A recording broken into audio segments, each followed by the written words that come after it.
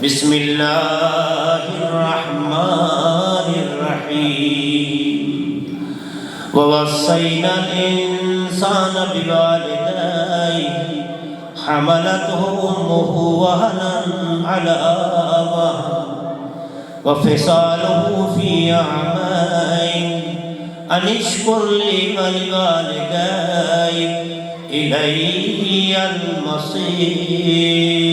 صلوات پڑھتے محمد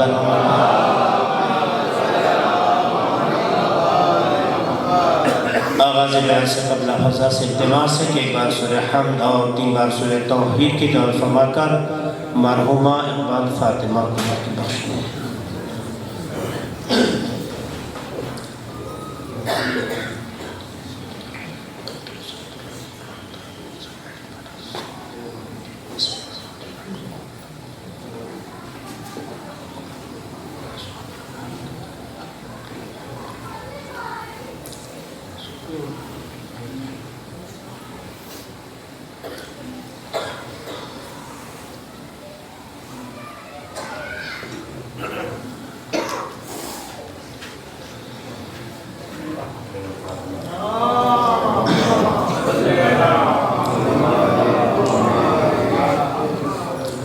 مانتا ہوں کہ موسم جو ہے وہ سرد ہے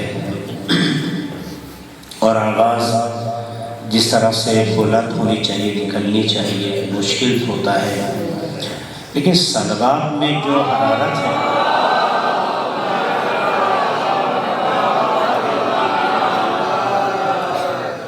جیسا کہ آپ جانتے ہیں کہ یہ مجلس ایک مرحومہ کے 40ویں کے حوالے سے منعقد کی گئی ہے. ایسے مرحومہ جو اپنے بچوں کے حق میں ایک بہترین ماں تھی اور اللہ نے انسانی ماحول میں جو رشتے قائم کیے ہیں ان تمام رشتوں سے انہیں سرفراز کیا. ظاہر عمر کے اعتبار سے مرحومہ 90 ایئرس اولڈ 90 سال کی ہو گئی تھی، مگر ایک ایسا وجود تھا جو اپنے بچوں کو ایک سائے کی طرح اپنے حصار میں رکھنا پسند کرتی تھی. آج صرف ایک ماں نہیں گزری ہے جس کا 40واں ہو رہا ہے، بلکہ سر سے وہ سایہ ہٹا ہے کہ جس میں رہ کے بچے سکون کا احساس کرتے تھے.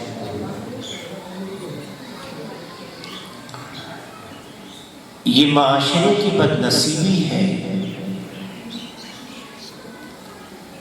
کہ ہمارے فطری جذبات اور احساس کو وقت کے ساتھ اتنا دبا دیتا ہے کہ جو پروردگار عالم نے انسان سے انسانی رشتے میں امیدیں وابستہ کی ہیں، توقع رکھی ہے، شاید اسے بندہ چاہ کر بھی اپنے سامنے والے کے رشتے کے تئیں اظہار نہیں کر پاتا. کسے نہیں پتا کہ ماں ہوتی ہے کوئی سماج میں کہہ دے کہ میں نہیں جانتا ماں یعنی کیا؟ کون ہے سماج میں جس حقیقت سے انکار کرنے کہ ماں فداکاری کا نام ہوتا ہے، ایثار کا نام ہوتا ہے، قربانی کا نام ہوتا ہے، اپنے جذبات کو دبا کر اپنے بچوں کے جذبات کا خیال رکھنے کا نام ہوتا ہے، اپنی خوشیوں کو پیچھے چھوڑ کے بچے کے مسکراہٹ کے پیچھے جو جذبہ لگ جائے اسے ماں کہتے ہیں. ان سچائیوں سے کون انکار کرتا ہے؟ ماں سمجھنا ہے تو اس مرحلے تک پہنچنا ضروری ہوتا ہے. اللہ ہماری ہر بیٹی کو اس افتخار سے نوازے.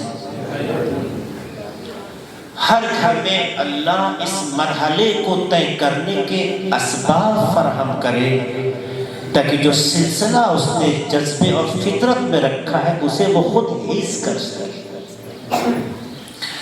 تو سماج میں کوئی ایسا نہیں ہے کہ جو اس حقیقت سے انکار کر دے کہ ماں قدرت کا وہ انمول تحفہ ہے، ہدیہ ہے،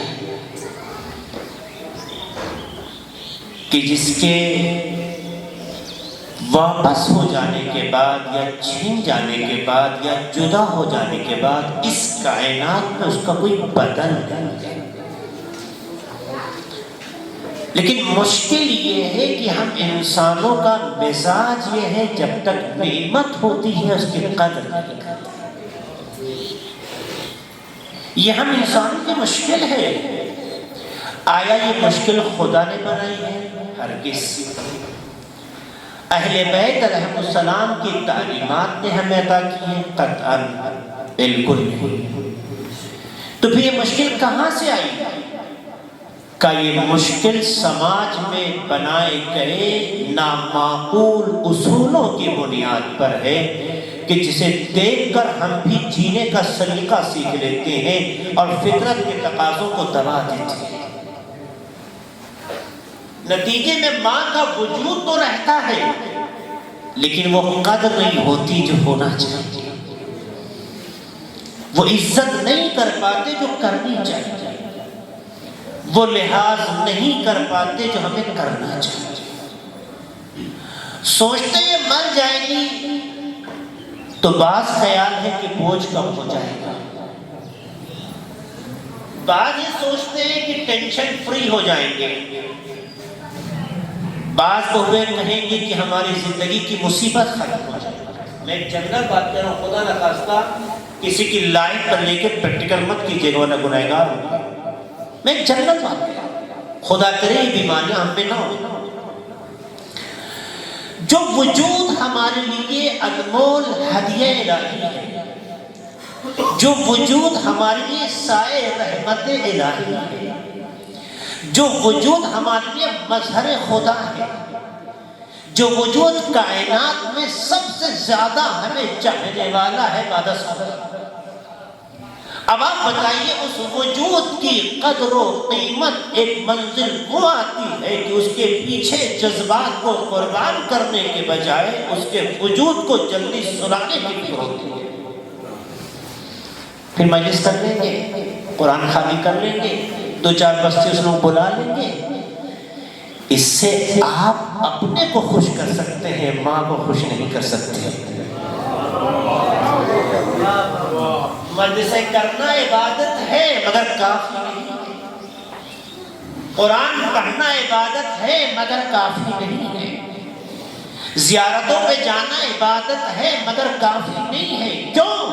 اس لیے کہ جس نے تم میں شعور پیدا کیا کہ مجلسیں کرو، قرآن پڑھو، زیارت کے لیے امام حسین کے لیے جذبہ پیدا کرو، اس وجود کا نام ماں ہے۔ تو جب تک اس کا احترام نہیں کرو گے نہ عبادتیں قبول ہیں، نہ مجلسیں قبول ہیں، نہ زیارتیں قبول ہیں۔ سلوہ پڑھ دے محمد والے محمد۔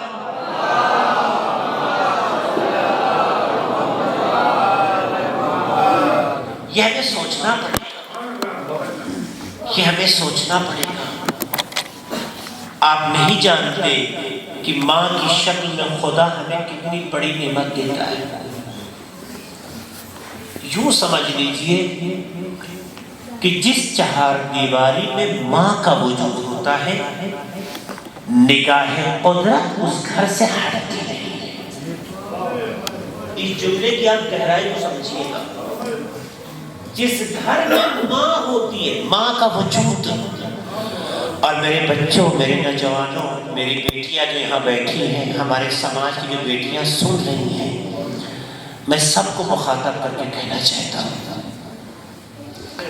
کہ اس جملے کو سمجھیں قبل اس کے کہ یہ نعمت ایک حسرت بن جائے، قبل اس کی نعمت ہمارے اور آپ کے درمیان ایک فاصلے کی شکل اختیار کر لے۔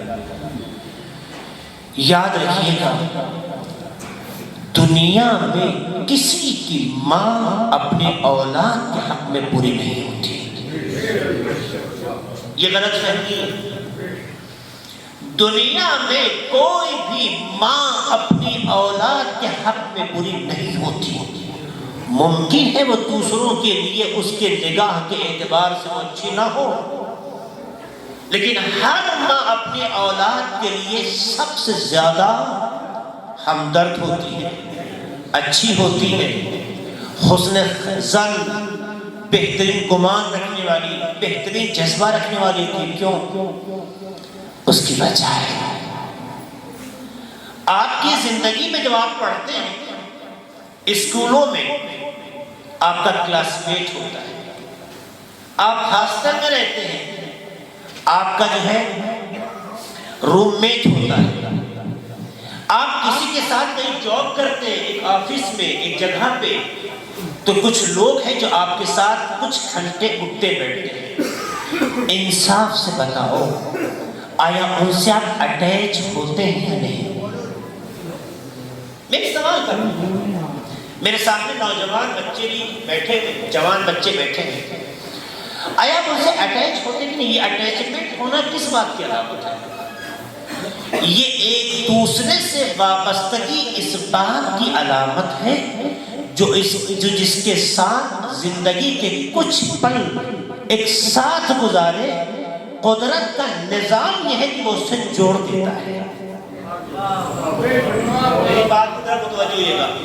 قدرت کا نظام یہ ہے کہ جو انسان جس کے ساتھ زندگی کے کچھ پل یا گھنٹے، چاہے 8 گھنٹے روز کے ہوں، چاہے 10 گھنٹے ہوں یا کم زیادہ، جو زندگی میں ہمارے ساتھ کچھ گھنٹے اٹھتا بیٹھتا ہے، تو نظام قدرت یہ ہے کہ ہمارے جذبات کو اسے اٹیچ کر دیتا ہے.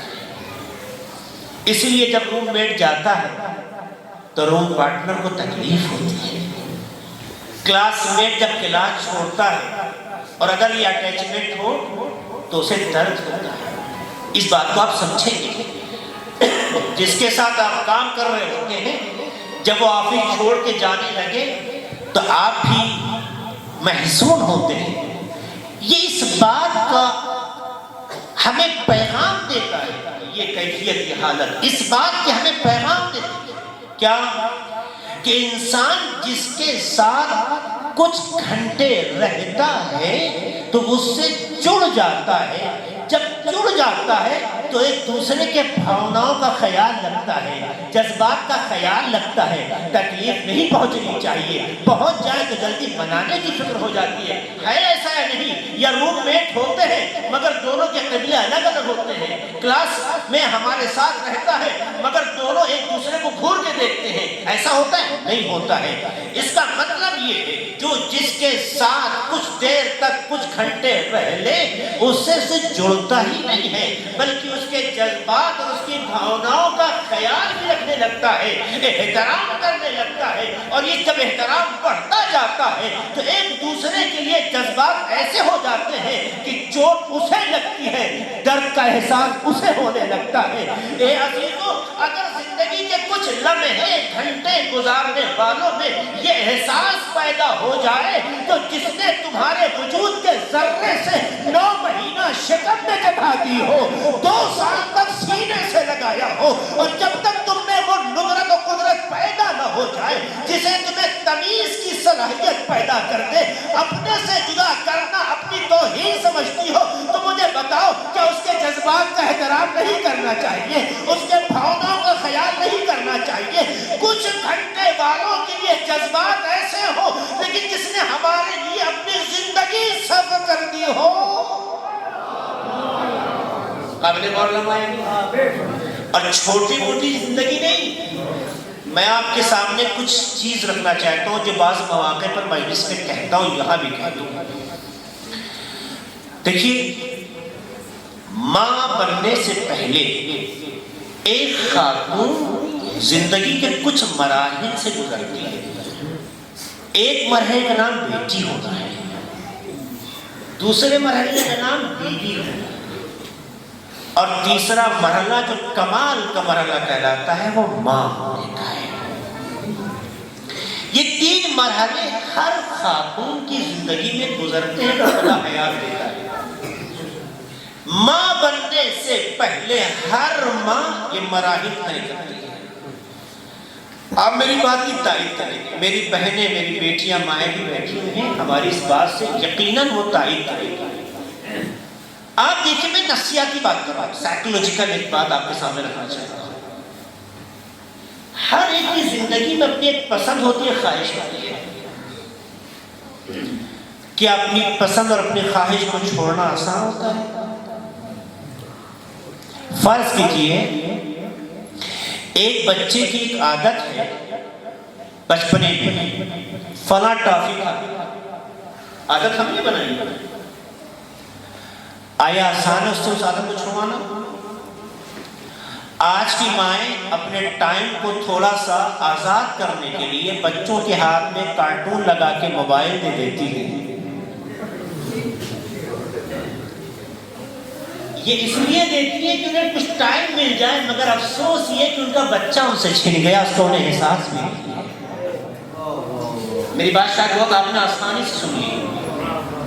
جو مائیں اپنے ٹائم کو بچانے کے لیے بچوں کے ہاتھ میں موبائل دیتی ہے، کارٹون دیکھ رہا ہے، دیکھنے دو، بزی ہمیں وقت مل جاتا ہے. آپ کو وقت تو مل گیا مگر آپ کا بچہ آپ سے چھن گیا، آپ کو اندازہ نہیں ہوا. کیونکہ جس عمر میں بچے سے جو چیز وابستہ ہوتی ہے بچہ اسے نہیں فراموش کرتا ہے. اس لیے دیکھیے بہت سے گھروں میں بچے جو موبائل سے بہت مانوس ہو گئے ہیں، جو رول پلے کرتے ہیں اپنی لائف میں اسی کیریکٹر کا ہوتا ہے جو موبائل میں دیکھ رہے ہوتے ہیں. مانتے ہیں؟ یہ مائیں بچوں کے ساتھ امانت داری نہیں کر رہی ہے، خیانت کاری کر رہی ہے. جو ماں اپنے ٹائم کو سیو کرنے کے لیے، اپنے ٹائم کو آزاد کرنے کے لیے، فری کرنے کے لیے بچوں کے ہاتھ میں موبائل دے کر آزاد چھوڑ دیتی ہے، انہیں آزاد نہیں چھوڑتی ہے بلکہ ان کی آزادی چھین لیتی ہے. کیونکہ بچے کا کام ماں، بھائی، بہن اور گھر کے سدس کے ساتھ کھیلنا ہے.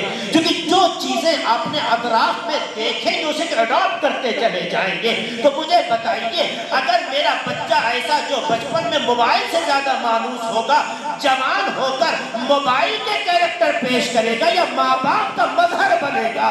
ارے جہاں سے تربیت ملتی ہے ویسے اثرات ظاہر ہوتے ہیں. صلوات علی محمد آل محمد پر.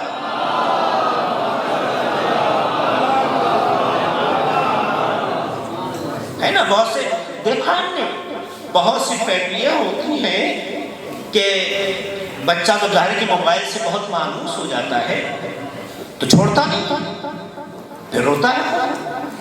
گود لے لیجئے، ٹہلا لیجئے، اسے موبائل چاہیے. کس نے اس کو یہ لت لگائی؟ ہم نے. مگر میں آپ کو بات کچھ اور کہنا چاہ رہا تھا. میں یہ کہنا چاہ رہا تھا جس شخص کو جس چیز کی عادت ہو جائے، عادت جلدی چھوڑتا نہیں، عادت جلدی چھوڑتا نہیں. کھانے میں آ جائیے، جو چیز کھانے میں کسی کو پسند ہے. ایک ماں جو بنی ہے، کبھی بیٹی تھی، اس کو کھانے میں فلاں ڈش پسند، کھانے میں فلاں کوالٹی پسند، کھانے میں فلاں چیز پسند تھی. اگر اس پسند کے خلاف کھانا بن جائے تو بچی روتی تھی، بلکتی تھی. ماں کبھی ڈانٹتی تھی اور کبھی جا کے بنا بھی دیتی تھی.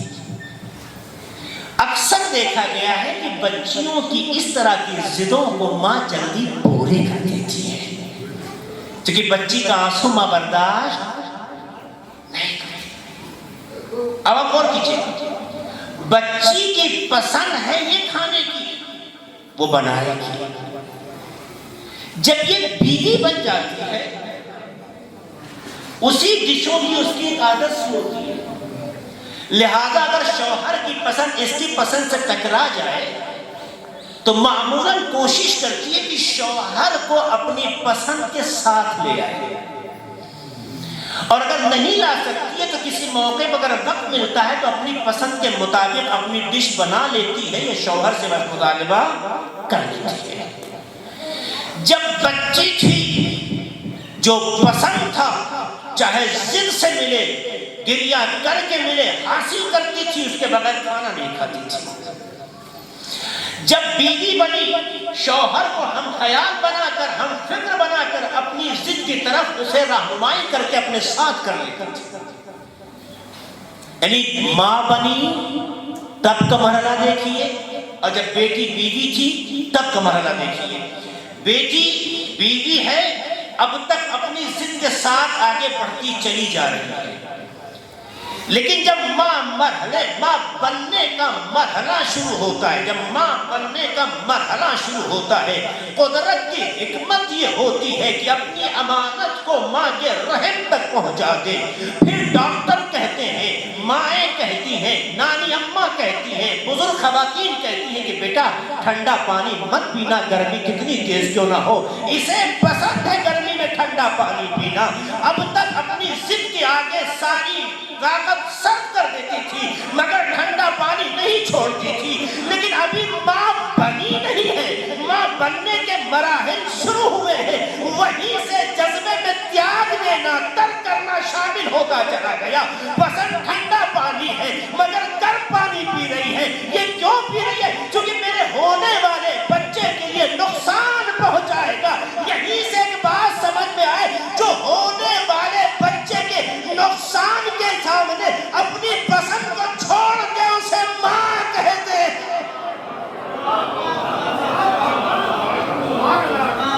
محسوس کیا آپ نے؟ مثالیں بہت ہیں۔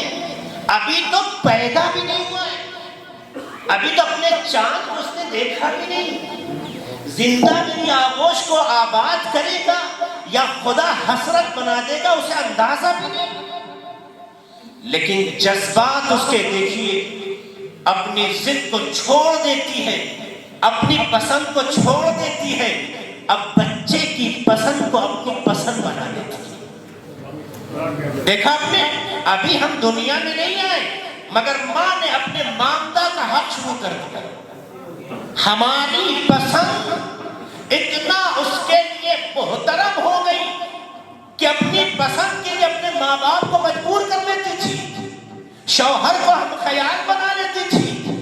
لیکن جب خود ماں بننے کا وقت آیا تو اپنے بچے کے لیے اپنی پسند کو ترک کر کے اپنے بچے کی صحت و سلامتی کے راستوں کو طے کرنا کتنا بھی اچھا لگتا ہو۔ نہیں، ہمیں تو رائٹ کروٹ سونا اچھا لگتا ہے، ہم تو داہنے کروٹ نہ لیتے تو نیند نہیں آتی ہے، مگر ڈاکٹر کہے کہ نہیں یہ بائیں کروٹ لیٹنا ہے، کیونکہ دائیں کروٹ لیٹو گی تو بچے کو تکلیف ہوگی، بچے کو نقصان ہوگا۔ تو اپنے چاہے آنکھ جلدی بند ہو نہ ہو، آنے والے بچے کے لیے اپنی کروٹوں کو بھی بدل کے بنانا چاہتی ہے کہ جو تمہارے مستقبل کو سنوارنے کا تمہیں دیکھنے سے پہلے جذبہ رکھے، اسے ماں کہتے ہیں۔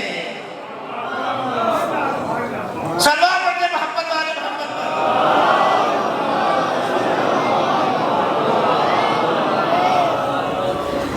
ہم کیا سمجھیں؟ پیدا ہونے کے بعد رشتوں میں محبت کا دکھائی دینا اور ہے، جس نے تمہیں دیکھنے سے پہلے تمہارے لیے جذبہ محبت پیدا کر لیا، اسے ماں ہے۔ تو مجھے بتائیے کہ جو ہمارے وجود سے پہلے ہمیں اتنا چاہتا ہو، ہم سب کی ماں تھیاں ہیں، جن کی گزر گئی خدا مغفرت فرمائے، جن کی بحیات میں خدا انہیں طول عمر عطا فرمائے۔ میرے عزیزو جوانو، اس نعمت کو سمجھو۔ قرآن مجید کی سورہ لقمان کی آیت نمبر 14 میں اللہ اسی پوائنٹ کی طرف اشارہ کر رہا ہے کہ میں سمجھا یہ ماں کب اس کے کہ دنیا میں ہمیں کوئی دیکھے اور پھر محبت کے جذبے کا اظہار کرے، ماں اس سے پہلے ہمارے تئیں اپنے محبت کے امتحان میں پاس ہو چکی ہوگی۔ صحیح یا غلط آپ قائد کرتے ہیں؟ ایسا نہیں۔ تو جو ماں ہمیں دیکھنے سے پہلے اتنی ہم سے محبت کرتی ہو، کیا ہمیں دیکھنے کے بعد ہم سے نفرت کرے گی؟ اس ماں سے پوچھو کہ جب اپنے چاند کو اپنے گود میں پہلی بار لیتی ہے تو ہاتھوں میں نہیں سیدھے سینے سے لگا کے سکون کا احساس کرتی ہے. اور آپ بھی محسوس کریں گے بچہ کتنا بھی رو رہا ہو, کتنا بھی تڑپ رہا ہو, اگر ماں کو دے دیا جائے اور ماں سینے سے قریب کر لے تو بچہ چپ ہو جاتا ہے. کیوں؟ چونکہ 9 مہینہ ماں کے شکم میں جس آہنگ سے مانوس تھا, جس دھڑکن سے وہ مانوس تھا, اس دھڑکن کو جب سننے لگتا ہے تو سکون محسوس ہو جاتا ہے. پتا چلا کہ دنیا میں ہر عورت ماں بن سکتی ہے, لیکن ہر کسی کے بچے کو ہر کسی عورت کے پاس سکون نہیں ملتا. اس کے لیے اپنی ماں کا ہونا ضروری ہے. سلام علیہ محمد والے محمد.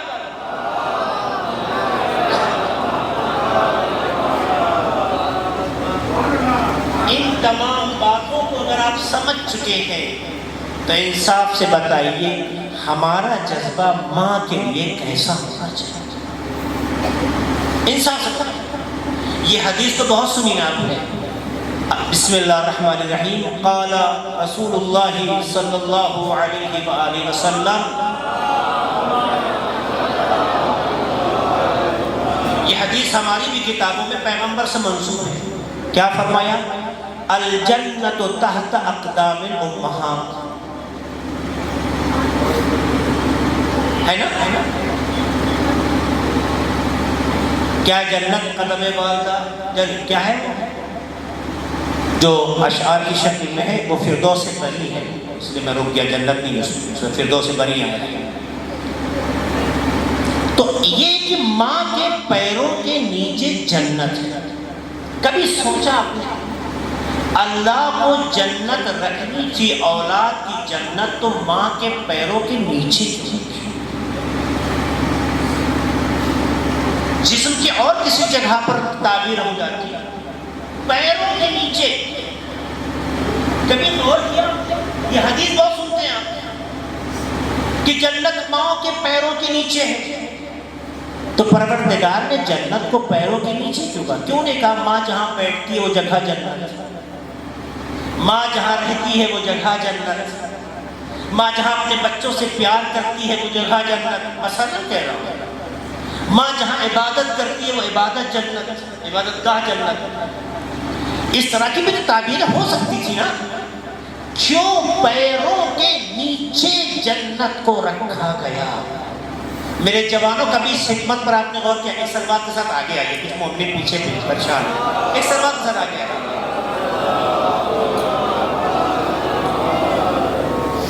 میں شرمندہ ہوں, مجھے وقت ہی آپ لوگوں نے بہت حساب سے دیا, اس لیے میں شاید اپنی ساری باتیں تو نہیں رکھ سکوں گا جو کہنا چاہتا تھا. ابھی تو میں اس ماں کی اہمیت کی طرف جو ہے گفتگو کر رہا ہوں, تقریباً اچھا خاصا وقت لے چکا ہوں. ایک سلوات پڑھ دیں محمد والے محمد. گھبرائی نہیں, جتنا مجھے یاد ہے سب نہیں سناؤں گا کہ لوگ سوچے ممبر مل گیا چھوڑ ہی رہے ہیں. ایک سلوات پڑھ دیں محمد والے محمد کا.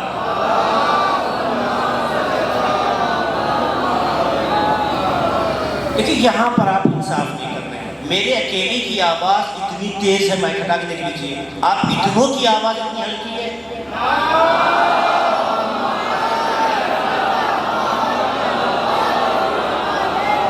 خدا تمام سلوات پڑھنے والوں کی عمر میں اضافہ فرمائے, ان کے رزق میں اضافہ فرمائے, ان کی صحت میں اضافہ فرمائے, ان کے دلوں کو رشتوں سے جوڑے رکھے, ایک دوسرے کے لیے رسپیکٹ کا ہمیشہ جذبہ قائم رہے.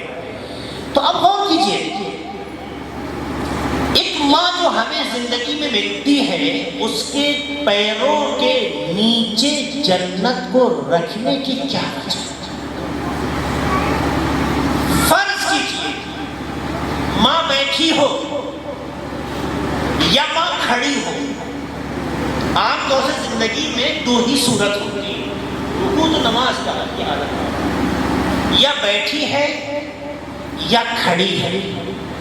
بیٹھی ہے تب بھی پیر نیچے کی طرف ہے, کھڑی ہے تب بھی پیر نیچے کی طرف ہے. جنت میں جانے کی خواہش ہر کسی کی ہے. اللہ بتانا چاہتا ہے ہمارے یہاں ادھار کا سودا نہیں ہوا ہے. جو ہمارے ہوا ہے، جو ہمارے یہاں ہو رہا ہے یا ہوتا رہے گا یا ہوئے گا، وہ ساری چیزیں یقینی، تمہیں اطمینان ہو جائے کہ کیسے یقینی ہے، ہم اسی دنیا میں اس کے اثرات اور مظہر رکھیں، تاکہ تمہیں یہ پتہ چل جائے کہ تم اگر وہاں پہنچنا چاہتے ہو تو پہنچ بھی رہے ہو یا نہیں، وہاں پہنچ رہے ہو بھی، یعنی جیسے بہت سے لوگ اگر بینک سے لون لیے ہو، حالانکہ لون اسلام میں لینا جائز نہیں ہے، لون لینا جائز نہیں، یہ ذہن میں رہے گا، چاہے وہ گاڑی کے لیے ہو، چاہے وہ مکان کے لیے ہو، چاہے وہ شادی کے لیے ہو، مگر یہ کہ آپ کی آبرو خطرے میں پڑ جائے اور دوسرا کوئی جائز راستہ نہ بچے۔ ایمرجنسی کیس میں جائز قرار دیا گیا، اس کو کہتے ہیں اضطراری، ورنہ لون لینا کیونکہ آپ جانتے ہیں سارا معاملہ اس پر سود پہ۔ اب لوگ کہیں گے صاحب سود کی بات آپ نے چھیڑ دی، بہت سے کاموں میں سود ہے، سیونگ اکاؤنٹ میں سود ہے، نہیں، ہر سود کا حکم ایک جیسا نہیں ہے۔ اسلام میں بہت سے سود جائز ہیں، بہت سے سود، ہر سود حرام نہیں ہے۔ اگر یہ معاملہ باپ اور بیٹے کے درمیان میں ہو تو سود ہے، مطلب باپ 100 روپیہ دے کے بیٹے سے 150 لے لے، یا بیٹا باپ کو 500 دے کے 1000 لے لے، کہ میں 1000 لوں گا واپس، سود ہے پر حرام ہے۔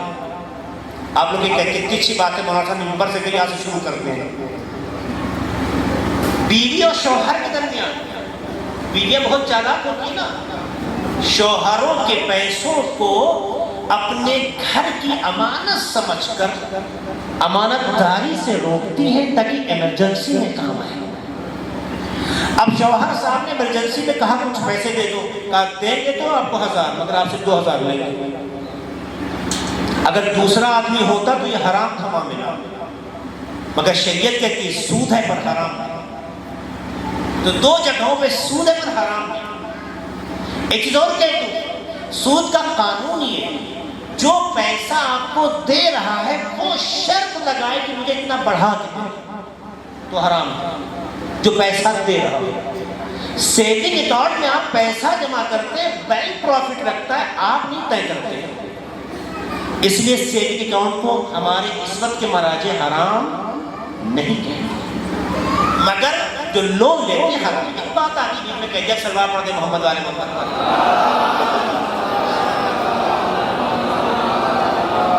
اصل میں یہ بتانا چاہتا تھا کہ اگر کوئی اماؤنٹ آپ لیتے ہیں تو اگر آپ دیکھیں گے اس کا ایپ ہوتا ہے تو کتنا آپ آگے بڑھ رہے ہیں وہ باقاعدہ گرین پٹی سے پتہ چلتا ہے کتنا آپ آگے بڑھ رہے ہیں۔ اصل میں یہ سمجھانا چاہتا تھا، یعنی جتنا آپ ادا کرتے جائیں گے اتنے ہی اپنے فائنل پیمنٹ سے نزدیک ہوتے جائیں گے، یعنی اتنی ہی جو آپ کی لائن گروتھ کرے آگے بڑھے گی، اتنی خالی رہے گی یا لال رہے گی، یعنی کوئی آپ کو یہ طے کرنا ہے۔ پروردگار عالم بھی اس دنیا کو خیالی نہیں بنا رہا، اب میری بات کو سمجھے گا، اس دنیا کو اس نے خیالی نہیں بنایا، اس دنیا کے لیے اس دنیا کو سمجھنے کا وسیلہ بنایا ہے۔ کہا یاد رکھنا ہمارے وعدے پہ بحث نہیں چلتی، ہم اس دنیا میں ایسے اسباب فراہم کریں گے کہ جس سے تم سمجھتے چلے جاؤ کہ تمہارا وہاں کا اکاؤنٹ کس مرحلے میں جا رہا ہے۔ تمہیں جنت میں جانا ہے نا، جنت میں جانے کی خواہش ہے نا، کس انسان میں، میں مسلمان نہیں، کس انسان میں جنت میں جانے کی خواہش نہیں ہے اگر وہ جنت کو سمجھ جائے؟ سب میں، مگر جنت کیسے ملے گی؟ اللہ نے کہا وہاں کی جنت پہنچنا ہے تو دنیا میں بھی تمہیں ایک جنت جیسی جگہ دے کے دیکھ رہے ہیں کہ وہاں کے لیے کتنا آمادہ ہو رہے ہو۔ دنیا میں تمہاری جنت تمہاری ماؤں کے قدموں کے نیچے رکھا، کیوں؟ کہیں اور بھی رکھ سکتا تھا، نیچے کیوں رکھا؟ ہاتھ کے ہتھیلی میں رکھ دیتا، پیشانی پہ رکھ دیتا، کسی اور جگہوں کو تعمیر کر دیتا، مگر نہیں، جنت ماؤں کے قدموں کے نیچے۔ یہ نیچے کی تعبیر بتاتی ہے کہ ماں کے قدم کے پاس پہنچنا ہے تو آکر کے نہیں پہنچو گے، جھوک کے پہنچو گے۔ جنت آکرنے والوں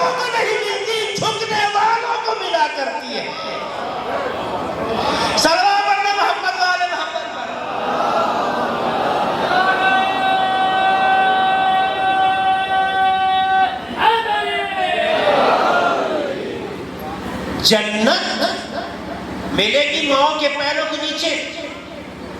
तो अगर कोई अकड़ा रहेगा तो आ ही नहीं सकता वहां तक। जन्नत का मतलब उधर बढ़ो, पैर की तरफ बढ़ने के लिए आपको झुकना पड़ेगा।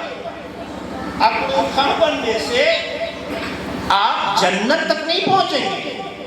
झुकने का जज्बा पैदा हो जाए, जन्नत तक पहुंच जाएंगे। इसका मतलब अकड़ने वालों को जन्नत नहीं मिलती, जिसमें झुकने का जज्बा पाया जाए उसे मिला करती है। अब आओ देखो कहाँ झुकाया है, वही झुकाया है जहाँ झुकने से जन्नत मिल जाए।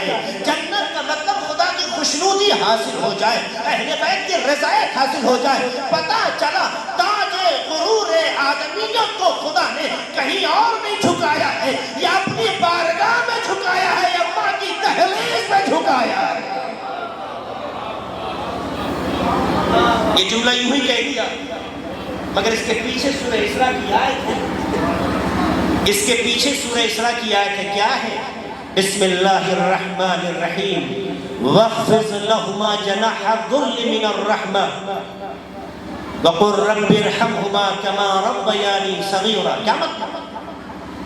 जब माँ बाप के पास जाओ, जब माँ बाप दोनों हैं, जब माँ बाप के पास जाओ तो अपने जवानी के गुरूर के कंधों, क्या डालना है? अपनी जवानी के गुरूर के कंधों को इनकी बारगाह में झुका दो तवाज़ो के साथ। ज़ुल्म है तवाज़ो इनके सारे। कुरान कह रहा है इंसान के वजूद में दो चीजें हैं जो बहुत कीमती हैं। असल बात अभी रोक दी मैंने। इंसान के वजूद में दो चीजें हैं जो बहुत कीमती हैं। एक सर और दूसरा उसके कंधे शाने। सर का बुलंद होना इंसान के अंदर इस्तिकामत की अलामत है। कंधों का चौड़ा होना इंसान की जवानी की अलामत है। इसलिए देखिए बच्चा जब जवान होता है तो कंधे उसके चौड़े हो जाते हैं। अल्लाह ने सीना नहीं कहा, ये शाने कहा है। जनाह कहते हैं शाने को, सीने को नहीं कहते। सीना सब्र कहते हैं। जनाह यानी ये पर, यानी मुराद बाजू। तो इंसान जब जवान होता है, और ताबीर कुरान की कितनी हिकमत है इसके अंदर, कि जब तुम देखो कि तुम्हारा बदन फैल रहा है और शानों में, बाजुओं में मछलियां उभरने लगी हैं, तो तुम्हें एहसास हो जाना चाहिए कि तुम जवान हो गए हो। एहसास होना चाहिए जवान हो गए।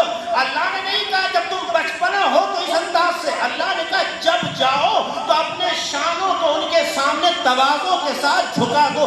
ये शाना ताबीर है, बाजू ताबीर है। मुराद ये है कि जवानी जिस बहदीद पर आके एहसास बचपना करती है, एहसास फर्जंदी करती है, एहसास फक्र करती है, उसे माँ कहती है। इसलिए कहा तुम्हारी पहचान तुम्हारा सर है, चेहरा है, ये किसी और बारगाह में नहीं झुकी। हमारी पहचान किसी और बारगाह में नहीं, मेरी बारगाह में झुकी। लेकिन जिसने तुम्हारे सीनों पर मेहनत करके, मालिश करके, मजबूत बना के तुम्हें इस जवानी तक पहुंचाने में मदद की है, उसका हक बनता है जब उसके सामने जाओ तो झुका दो। अल्लाह ने आपको किसी तीसरी बारगाह में नहीं झुकाया है, या अपनी बारगाह में झुकाया या माँ बाप की बारगाह में झुकाया। और ये झुका के बताना चाहे जिस बारगाह में झुकने से खुदा की खुदाई पर हर्फ ना आए बल्कि वो खुदा की मर्जी के मुताबिक हो, तो ये महबूब भी है, पसंद भी है। अब पता चला हर जगह झुकने का हुक्म नहीं है, वहीं झुक सकते जहां से खुदा राजी हो। तो हमारी जिंदगी में माँ को इस काबिल बनाया कि जिसके जरिए से आप देख सकते हैं वहां की बहिश्त से कितना करीब हो रहे हैं। आप रोजे रखिए, आप नमाज पढ़िए, उम्रे पे जाइए, ज़ियारतें कीजिए, नेकियां कीजिए, صدقہ کیجئے، جو اچھے اعمال ہیں آپ کیجئے، ٹھیک؟ گروتھ دیکھنا ہے، آپ بہشت سے کتنا قریب ہوئے، آپ چیک کر لیجئے۔ سائڈ کے کام کرنے سے گروتھ نہیں دکھتا، جو چیز منزل تک پہنچاتی ہے جب تک وہ چیز ادا نہ ہو یہ گروتھ دکھائی نہیں دے گا۔ نماز پڑھتے رہیے، روزے رکھتے رہیے، نیکیاں کرتے رہیے، زیارتیں کرتے رہیے، جتنا چاہے کربلا جائیے، جتنا چاہے مدینہ جائیے، سب اچھی بات ہے، مگر یہ گروتھ کی شکل جب اختیار کرے گا جب آپ کا ماں سے رشتہ ویسا ہو جیسا خدا چاہتا ہے۔ آپ کا رشتہ جب تک ماں سے ویسا نہ ہو، اسی لیے جب جناب ابو ذر نے حضرت محمد مصطفیٰ صلی اللہ علیہ وسلم ان سے سوال پوچھا، یا رسول اللہ اولاد پر ماں باپ کا کیا حق ہے؟ جانتے جاؤ کیا؟ ہما جنتک و نارک۔ پیغمبر نے فرمایا ماں باپ ہی تمہاری جنت ہے اور ماں باپ ہی تمہاری جہنم ہے۔ کیا فرمایا پیغمبر نے؟ ماں باپ ہی تمہاری جنت ہے، ماں باپ ہی تمہاری جہنم ہے۔ کیا کہنا چاہتے ہیں؟ کہتے ہیں اگر تم جنت تک پہنچنا چاہتے ہو تو جس وسیلے کا نام ہم نے تمہارے رشتوں میں قائم کیا ہے اسے ماں باپ کہتے ہیں۔ انہیں راضی کرتے جاؤ جنت تک پہنچتے جاؤ گے، انہیں ناراض کرتے جاؤ جہنم کی طرف بڑھتے چلے جاؤ گے۔ کیا رسول اللہ، ارے ہم نے تو زیارتیں کی ہیں، یا رسول اللہ ہم نے تو حج کیا ہے، یا رسول اللہ ہم نے تو عمرہ کیا ہے، یا رسول اللہ ہم نے تو یہ صدقہ کیا ہے، ہم نے کبھی روزہ رکھنے کا سب کچھ کیا ہو، لیکن جب تم یہی بھول گئے کہ تمہیں کس نے نماز سکھائی ہے، کس نے روزہ سکھایا ہے، کس نے مذہب سے وابستہ کیا ہے، اگر بچپن میں تمہیں کسی اور تحریر پہ بٹھا دیتے تو تم کہیں سر پٹکنے لگتے، وہ نہ کرتے جو آج کر رہے ہو۔ اس کا مطلب یہ ہے جس نے تمہیں اس قابل بنایا کہ خدا کو پہچان سکو اسے ماں باپ کہتے ہیں، تو تم انہیں ترک کر کے، انہیں چھوڑ کر، انہیں ناراض کر کے ہم تک نہیں پہنچ سکتے۔ مرحومہ کے فرزند نے بتایا لیکن میں نے اپنی والدہ کو آرام سے زینے سے نیچے اوپر کے طبقے میں رہی ہوں لایا، بٹھایا، ان کی خواہش کے مطابق کھانا دیا گیا، آرام کی، دیکھا ٹھنڈک لگ رہی ہے، آگ جلائی گئی، مگر زندگی نے وفا نہ کی، سوئی تو سوتی رہی۔ 90 سال کی ماں ہے، یہ بیٹا آج بیٹا بن کے جو ماں کے لیے طاقت بن رہا ہے، یہ صرف طاقت نہیں ہے، ماں کی تربیت ہے جو بیٹے کی شکل میں بول رہی ہوتی ہے۔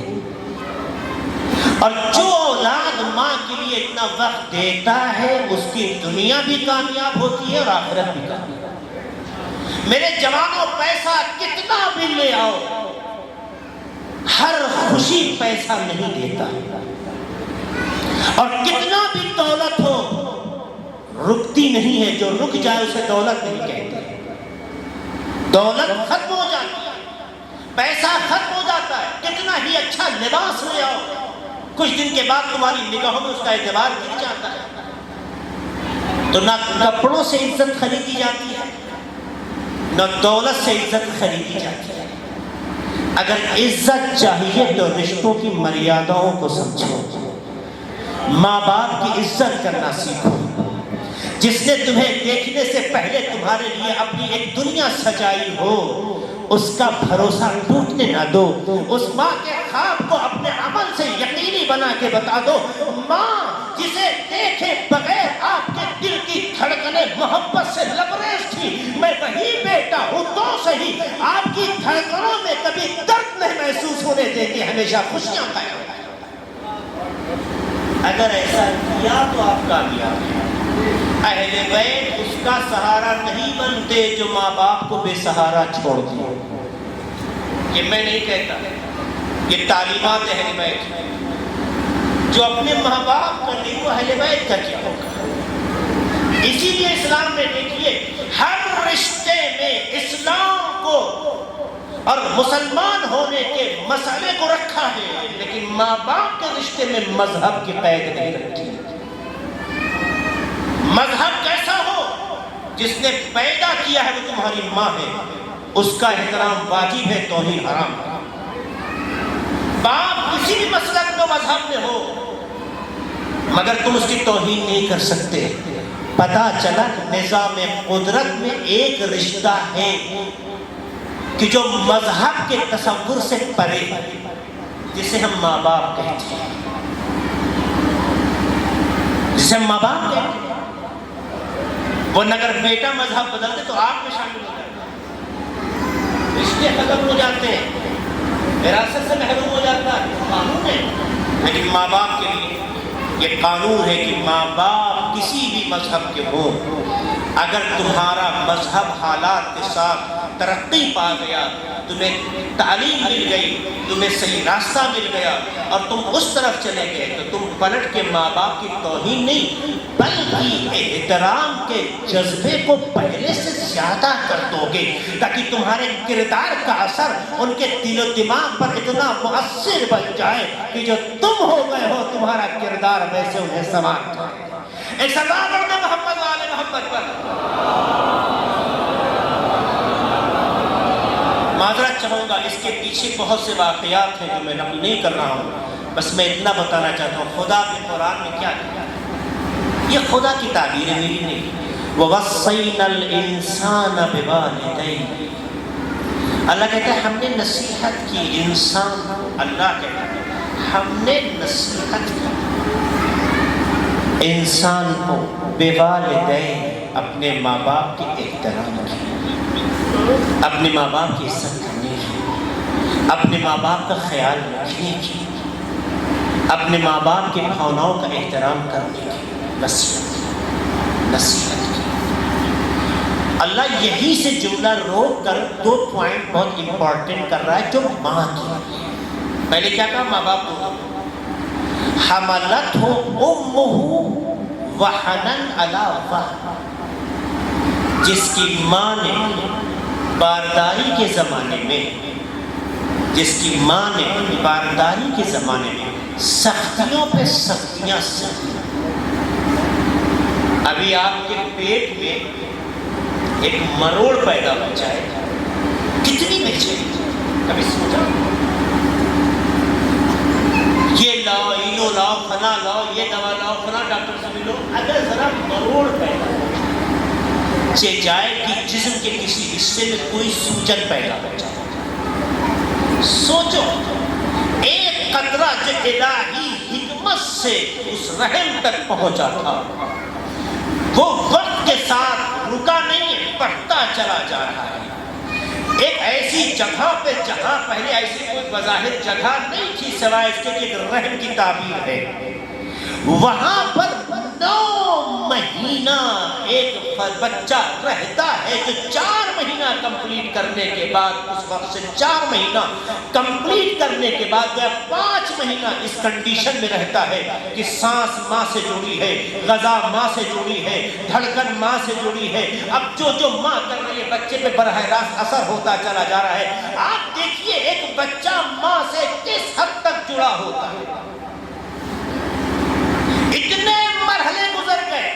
ارے چھوڑیے اس کی آگے کی بات کہتے ہیں، ہمارے سماج میں کتنے ایسے باپ ہیں جب ماں کہتی ہے تھوڑی دیر بچے کو سنبھال لیجیے، میں روٹی بنا دوں، میں جھاڑو لگا دوں، میں یہ کام کر دوں، تو 10 منٹ 15 منٹ کے بعد یہ بازو باپ کے درد کرنے لگتے ہیں، یا تو واپس کر دیتا ہے یا پھر بیوی سے لڑ پڑتا ہے۔ جس بچے کو جو آپ کا بیٹا ہے 15-20 منٹ کے بعد آپ کے بازو جواب دے گئے سلام ہو اس ماں پر جس نے 9 مہینے اپنے شکم پہ رکھا کہ جہاں پر اپنے ہاتھ کو کوئی لے کر ہر وقت کھڑا نہیں رہتا ہے کہ میں شکم کو سنبھالے ہوں، مگر کبھی اوف نہ کہہ کر اس کی حفاظت کر کے بتایا کہ جو اولاد کو سنبھالنے میں کبھی نہ تھکے اسے ماں کہتے ہیں۔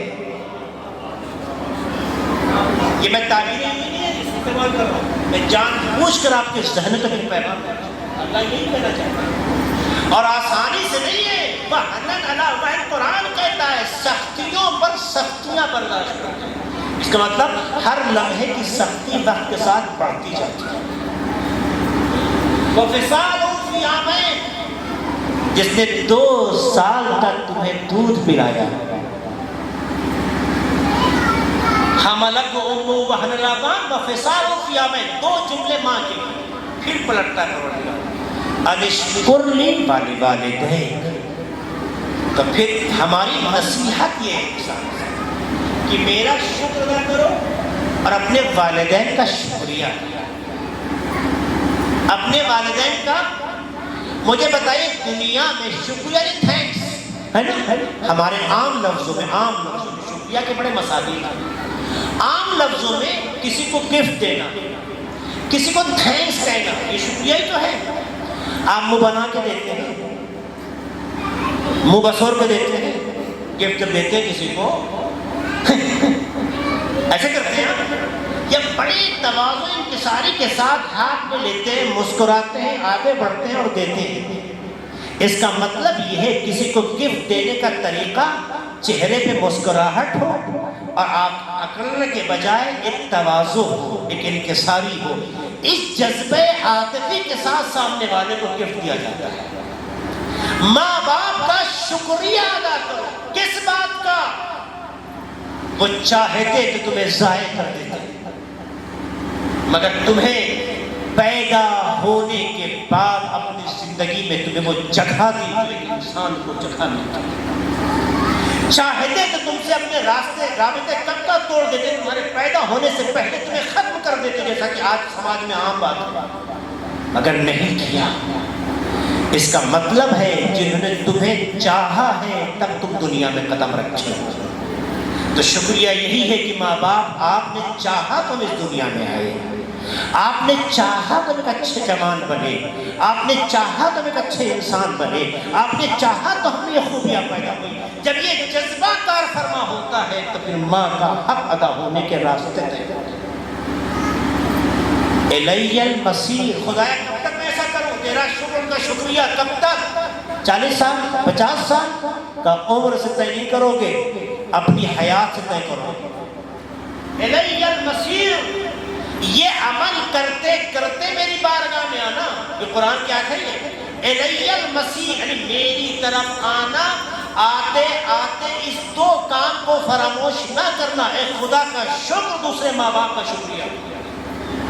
پتہ چلا ماں باپ کی سیوا ایک عمر تک نہیں ہے، ہماری سانس کی آخری رفتار تک ہے۔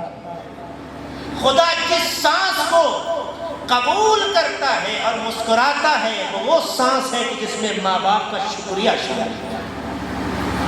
اگر ہم ایسے ہیں تو کامیاب، اگر ایسے نہیں ہیں تو کوشش کریں۔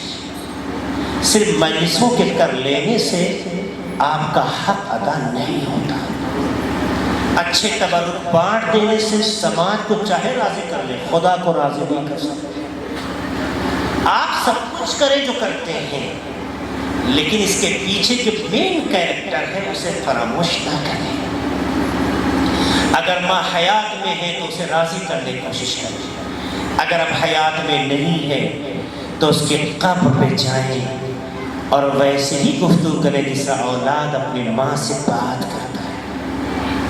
ہمیں تعجب ہوتا ہے جو ہمارے بعض مسلمان بھائی یہ کہتے ہیں کہ یہ کیا ہے، مرنے کے بعد اس سے باتیں کرتے ہیں۔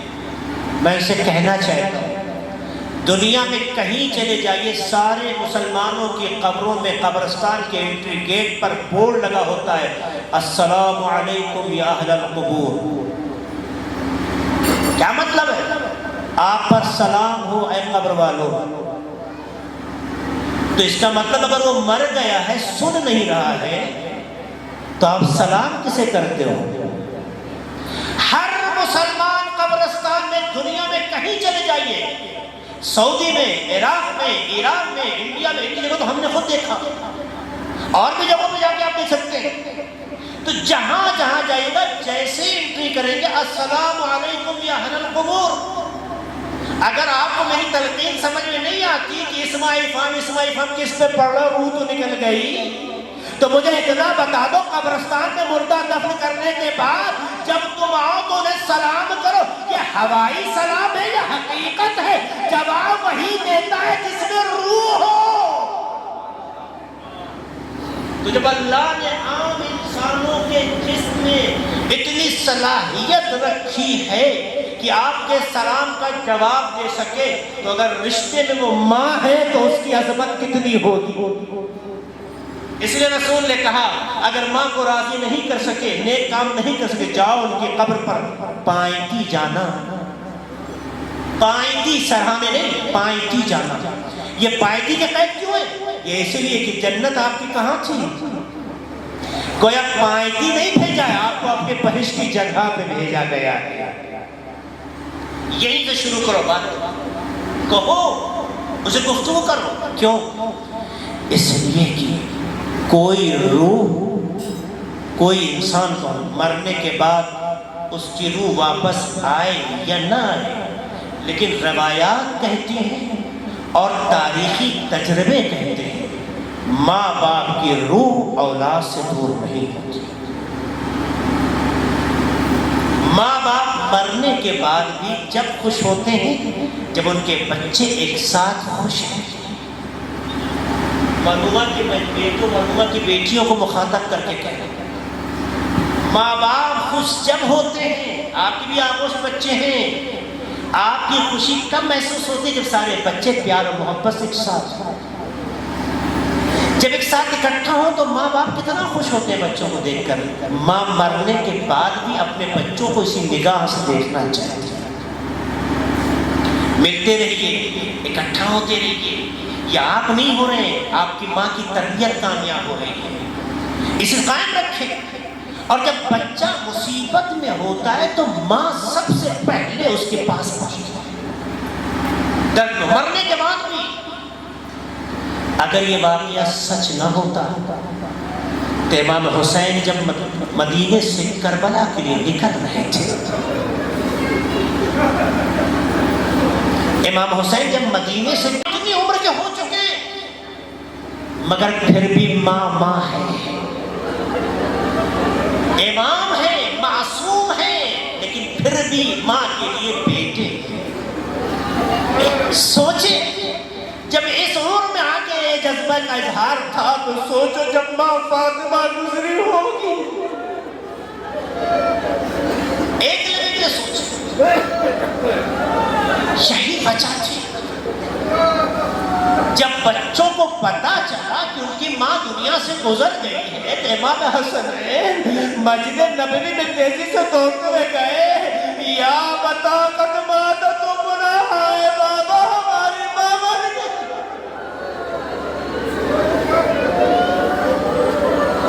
ازادار یہ جملہ سننے کے بعد روایت کہتی ہے کہ علی علیہ السلام جیسا شجاع بہادر فاتح خیبر، مولا علی اتنے بہادر ہونے کے باوجود جیسے شہزادوں نے آ کے خبر دی کہ بابا ہماری ماں اس دنیا میں نہیں رہی، تو روایت کہتی ہے علی اٹھے فہابت علی علی وجہ، ارے علی اٹھے ضرور مگر منہ کے بل زمین پہ گر گئے. ایسا دارو مولا علی گھر میں آ حسب وصیت سارے مراحل میں ہوتے ہیں. ہوتا یہ ہے آداب اسلامی ہے، تعلیمات اسلامی ہے کہ جب جنازہ تیار کر دیا جائے تو ورثہ کو ملاقات کا موقع دیا جائے. آپ کی ماں، مرحومہ کے بچوں سے کہہ رہا ہوں، آپ کی ماں بھی گزری ہوگی تو آخری دیدار کے لیے بچوں کو بلایا ہوگا. جوان ہو گئے، آپ بچے بڑے جوان ہو گئے، آپ نے سوچو آپ کا دل اس وقت ماں کو دیکھ کر کتنا تڑپ رہا ہوگا۔ آؤ خانہ سیدہ چلتے ہیں کہ جائے امام حسنین، ابھی زیادہ عمر نہیں ہے، ہاں یہ بچے جب ماں کو دیکھے ہوں۔ سنتے ہیں کیا ہوتا ہے؟ یہی وجہ ہے کہ جب مولا علی نے کہا آؤ بچوں اپنی ماں کا آخری دیدار کر لو، تو روایتوں کے جملے بچوں نے کہا بابا ایسا کبھی نہ ہوا کہ ہم ماں کے پاس آئے ہو اور ماں نے اپنی باہوں کو نہ پھیلایا ہو۔ نہیں معلوم یہ جملہ کس احساس و جذبے کے ساتھ رہا ہوگا۔ تاریخ بشریت کا یہ پہلا موقع ہے، ارے بندے کا من کھلے، جناب فاطمہ زہرا کے ہاتھ بلند ہوئے، ارے ہاتھوں کا بلند ہونا تھا شہزادے ماں کے سینے سے۔ اب آپ محسوس کیجئے جب بچے اپنی ماں کے سینے سے لگتے ہیں تو کس جذبے کا اظہار کرتے ہیں۔ وہ درد کبھی ختم نہیں ہوا۔ امام حسین علیہ السلام جب مدینے سے نکلے، پھر پلٹا رہا یہاں پر، جب مدینے سے نکل رہے کربلا کے لیے قبر جناب فاطمہ زہرا پر آتے تھے، نکلتے وقت جب آئے ہیں تو ہاتھ رکھ کے جملہ کا اماں مدینہ چھوڑنے کا غم نہیں ہے، اے ماں درد اس بات کا ہے کہ آپ کو چھوڑیں گے تو سکون کہاں پائیں گے۔ اے ماں جب دل مضطرب ہوتا تھا آپ کے پاس آ جاتے تھے، اے میری ماں اپنی باتیں کیسے رکھوں، اے ماں آپ کے قبر پہ چراغ کیسے کروں۔ اور اس جملے کو کہتے ہوئے اتنا امام تڑپے کہ بے ہوش ہو جاتے، امام بے ہوش ہو جاتے۔ عزاداروں تاریخوں میں اشارہ ملتا ہے، بعض بزرگ علماء بتاتے ہیں کہ جیسے ہی امام حسین بے ہوش ہوئے ماں قبر میں تڑپ اٹھی، قبر جناب فاطمہ زہرا علیہ السلام لرزنے لگی۔ اس کیفیت سے بظاہر امام حسین کی آنکھ کھلی، یہ لرز کے ماں کہہ رہی تھی، یعنی قبر لرز کے بچے کو ایک پیغام دے رہی تھی، اے میرے لال تمہیں ماں کبھی تنہا نہیں چھوڑے گی۔ ہاں عزادارو یہی تو وجہ تھی جب قافلہ کربلا پہنچ گیا، قیام لگا دیے گئے، کچھ لمحے کے بعد جناب زینب نے جناب فضہ کو بلایا، اے فضہ جاؤ میرے بھیا کو بلا لاؤ۔ جیسے امام حسین آتے ہیں، بہن ماجرا کیا ہے؟ اے بھیا یہاں سے خیمے ہٹا کے کہیں اور لگا دو۔ اے میری بہن ماجرا کیا ہے؟ بھیا جب سے خیمے لگے ہیں پشت خیمہ کسی بیوی کے رونے اور تڑپنے کی آواز، ایسا لگتا ہے کہ اس کا جوان مار دیا گیا ہو۔ امام تڑپ کے کہتے ہیں، اے میری بہن زینہ، ارے تم نے پہچانا نہیں، یہ کوئی اور نہیں، ہماری اور تمہاری ماں فاطمہ، ارے جو مدینے سے کربلا پہنچی۔ بھئی ایک جملہ کہہ کے زحمت تمام کرنا چاہتا ہوں، اے عزادارو جو ماں کربلا پہنچ کے اتنا تڑپی ہو، ہائے روز عاشور جب اس کا بیٹا دل کا بھوکا پیاسا، ارے شمر کا خود خنجر شہید کیا جا رہا ہوگا تو ماں پہ کیا اِنَّا لِلَّهِ وَإِنَّا إِلَيْهِ رَاجِعُونَ سَيَعْلَمُ الَّذِينَ ظَلَمُوا أَيَّ مُنقَلَبٍ يَنقَلِبُونَ۔ بارگاہ تجھے واسطہ ہے مدار محمد کا، ہمارے اس مختصر عمل قبول فرما، خدایا مرحومہ کی مغفرت فرما۔